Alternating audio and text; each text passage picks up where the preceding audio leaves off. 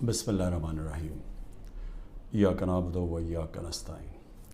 میرے پاکستانیوں، کل ڈاکٹر یاسمین جو کور کمانڈر کے اوپر حملہ ہوا تھا، جو گھر جلایا گیا تھا، اس کیس میں بری ہو گئی ہیں۔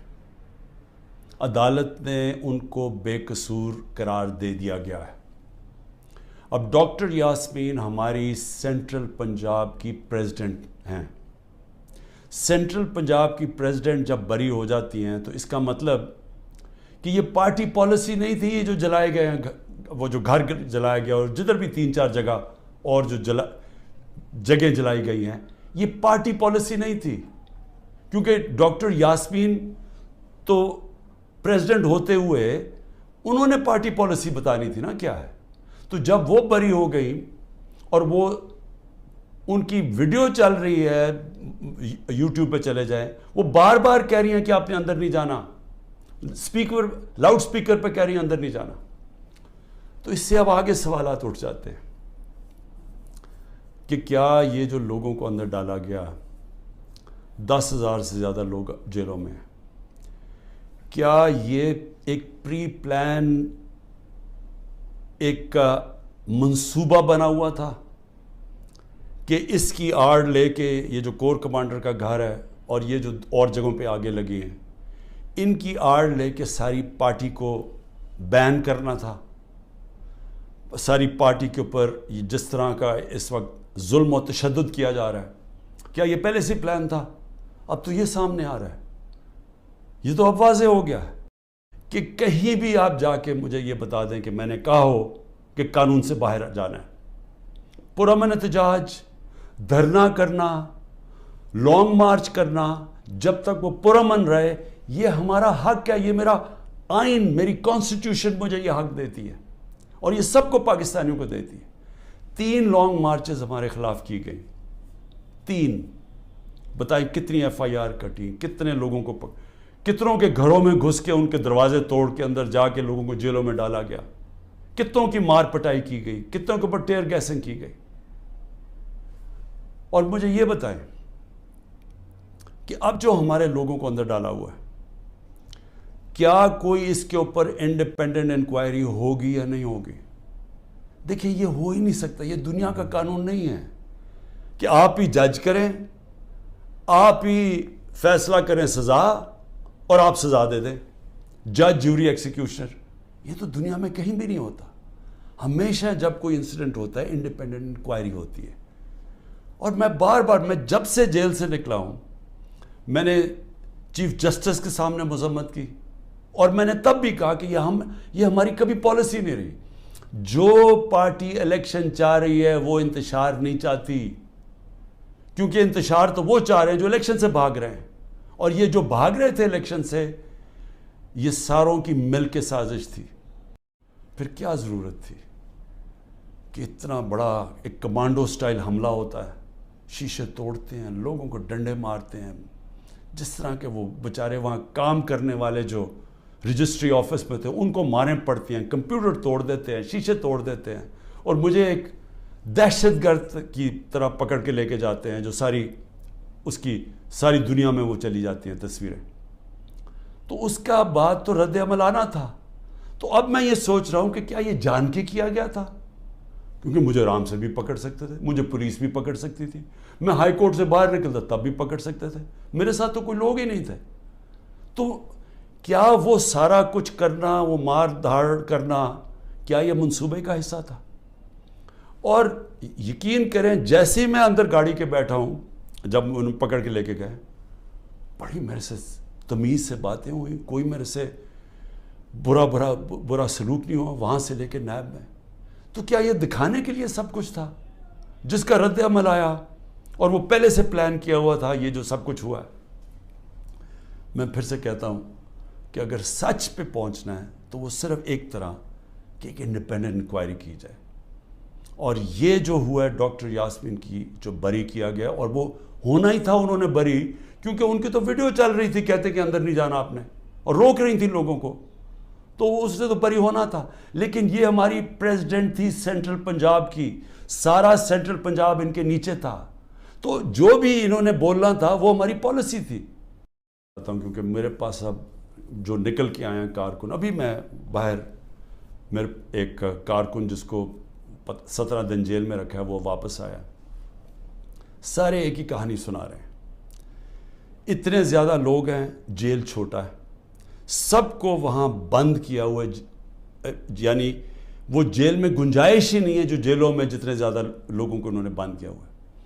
کس حالات میں وہ رہ رہے ہیں, کس طرح گندگی ہے وہاں, کھانا ان کو دیا نہیں جاتا, 2 دن کہتا ہم نے روزے رکھے ہیں, کھانا ہی نہیں تھا. اور پھر ان سے جو سلوک کیا گیا یعنی ایسے رکھا گیا, یہ پولیٹیکل ورکرز ہے, انہوں نے کوئی کرائم نہیں کی, ان کی ابھی تو کرائم ثابت ہی نہیں ہوئی, اور پھر وہ بتاتے ہیں ہم جاتے تھے ادھر عدالت میں, وہاں سے نکلتے تھے دوسرے کیس پہ اندر ڈال دیا. اب یہ جو آدمی نکلا ہے یہ صرف یہ کوئی 40 لوگ رہا ہوئے ہیں, 40 میں سے 7-8 نکلے ہیں, باقیوں کو پھر جیلوں میں ڈال دیا. تو یہ مجھے بتائیے کون سا قانون ہے آج پاکستان میں؟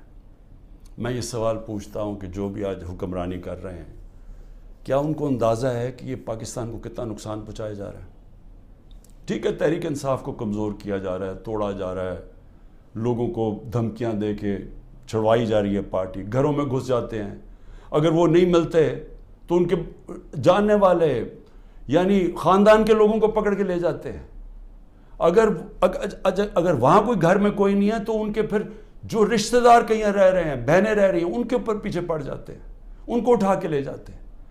پھر بزنسز تباہ کر رہے ہیں, جو حماد اظہر کی فیکٹری بند کر دی ہے, اور بھی میں سب کا بتاؤں کہ جن کے ہمارے جن کے کاروبار تھے کاروبار بند کر دیے. عاطف خان کا کاروبار 100 سے زیادہ لوگ وہاں کام کرتے تھے, وہ بند کر دیا. وہ ایکسپورٹ کرتے تھے چیزیں, وہ رہ گئی بیچ میں. تو یہ جو کیا جا رہا ہے, میں پھر سے یہ سوال پوچھتا ہوں کہ ہم جا کدھر رہے ہیں, یعنی اس سے اچیو کیا ہوگا؟ تحریک انصاف کمزور ہو گئی, تحریک انصاف اتنی کمزور ہوگی کہ وہ الیکشن لڑنے کے قابل نہیں ہوگی. ملٹری کورٹس سیٹ اپ کیے ہیں ایک ہی وجہ سے کہ میرے کوئی بھی کیس کے اندر مجھے سزا نہیں ہو سکتی, سارے میں نے وکیلوں کے ساتھ سارے بوگس کیسز ہیں, تو آخر میں ملٹری کورٹ میں سزا دیں گے. یہ کھولے اس لیے کہ عمران خان کو سزا دی, چلیں جی میں جیل میں چلا گیا, اب آگے چلیں گے, اس کے بعد کیا ہوگا؟ اس کے بعد پوچھنے کی بات یہ کہ کیا پاکستان جو تیزی سے اس دلدل میں پھنستا جا رہا ہے اس سے نکل جائے گا؟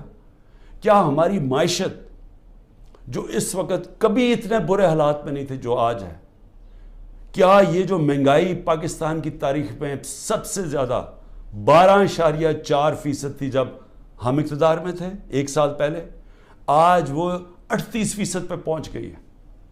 یعنی لوگوں کو تنخواہ دار طبقے کے لیے اب وہ عذاب آ گیا ہے اور آتا جائے گا, بجلی کے بل نہیں دیے جائیں گے ان سے. 2 سال ایوریج اوسط جو ہماری اکانومی بڑھ رہی تھی وہ 6% تھی.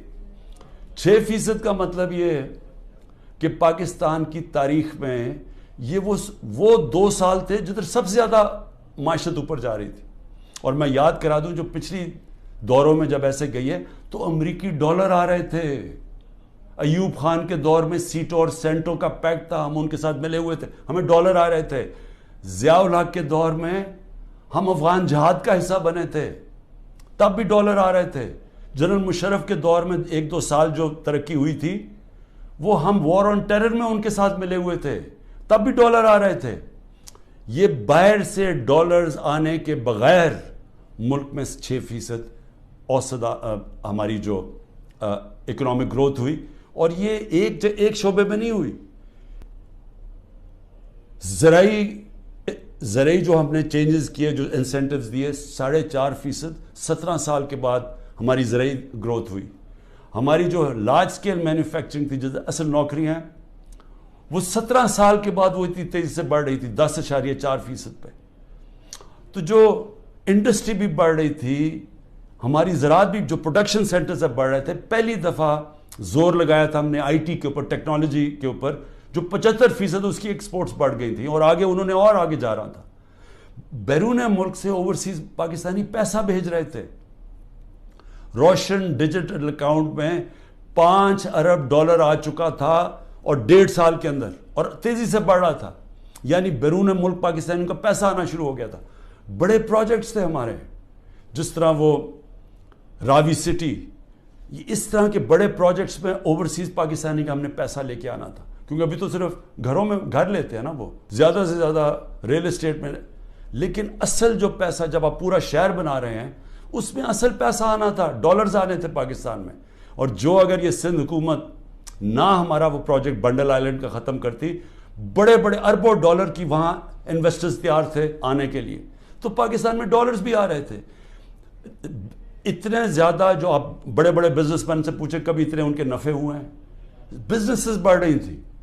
تو ملک جب ترقی کر رہا تھا، اس کو جب اب یہاں پہنچایا ہے اور ان لوگوں نے آ کے آج تباہی کے کنارے پہ کھڑا کر دیا ہے، نہ باہر سے انویسٹمنٹ آ رہی ہے، نہ کوئی پیسہ آ رہا ہے، نہ باہر سے کسی کو اعتماد ہے، نہ اندر سے، تو کیا انہوں نے ان کو اب آگے لے جا کے ملک ٹھیک کرنا ہے؟ سہم گئی ہے، ان کو ڈرایا دھمکایا جا رہا ہے، ججز کو ٹیلی فونز کال جا رہی ہیں، ان کے اوپر ٹیپیں دکھائی جا رہی ہیں بلیک میل کے لیے، یا آپ کے ٹیپیں ہیں یا آپ کے اوپر یہ کوئی کیسز بنائے ہوئے ہیں، وہ گھبرائے سہمے ہوئے ہیں. جو ججز کا ہم نے حالات دیکھے ہیں، وہ اس مشکل حالات میں بھی پوری کوشش کر رہے ہیں کہ قانون کے ساتھ چلیں، لیکن ان کے اوپر وہ پریشر ڈالا جا رہا ہے کہ وہ کام کریں جو کہ سارا وقت ہماری عدلیہ کرتی ہے، طاقتور کے ساتھ چلے جائیں. اور پھر میڈیا کو جس طرح انہوں نے میڈیا کا منہ بند کیا ہے اور جس طرح کی دھمکی دی گئی ہے، اور میں آج یہ پوچھنا چاہتا ہوں وہ بڑے بڑے لوگ جو ہمارے دور پہ کہتے تھے کہ جی میڈیا کی آزادی کے اوپر ہم کوشش کر رہے ہیں وہ آزادی واپس لینے کے لیے، میں آج ان سے پوچھتا ہوں کہ آج وہ کدھر چلے گئے ہیں؟ آج کیوں نہیں آپ بول رہے؟ آج تو آپ کے اوپر وہ میڈیا کے اوپر کیا، یہ مارشل لاز کے اندر بھی نہیں ایسا تھا. مشرف کے مارشل لا میں بالکل اس طرح کی پابندیاں نہیں لگی تھی. آپ دیکھ لیں مشرف کا مارشل لا، یعنی میں اپوزیشن میں تھا، ہمیں پوری موقع ملتا تھا بولنے کا. آج تو نام بھی نہیں عمران خان کا کوئی لے سکتا، تحریک انصاف کا کوئی نمائندہ بھی نہیں جا سکتا. تو کدھر کی میڈیا کی آزادی؟ اور جمہوریت تو ہوتی ہے، جمہوریت کے پلر کیا ہوتے ہیں؟ سب سے پہلے فنڈامنٹل رائٹس پروٹیکٹ کرتی ہیں عدالتیں. جو ہمارے شہریوں کے فنڈامنٹل رائٹ ہے پرامن احتجاج کرنے کا، وہ ختم ہو گیا. ایک پولیٹیکل پارٹی کی اپنے جو ایکٹیویٹیز کرنے کے لیے جو اپنی جلسے کرتی ہیں، جلوس کرتی ہیں، وہ سب ختم ہو گئے ہیں. ایک پوری جو پارٹی 60 سے 70% پاکستان میں سب سے بڑی پارٹی ہے، اس کو بند کیا جا رہا ہے. اس کا مطلب جمہوریت ختم کی جا رہی ہے. عدالتوں کو دبایا جا رہا ہے، سپریم کورٹ کو تقسیم کیا ہوا ہے اور ان کو کمزور کیا گیا ہے. ان کے اوپر پریشر ڈالا ہوا ہے کہ وہ فیصلے نہ کریں، جمہوریت کے ساتھ نہ کھڑے ہوں.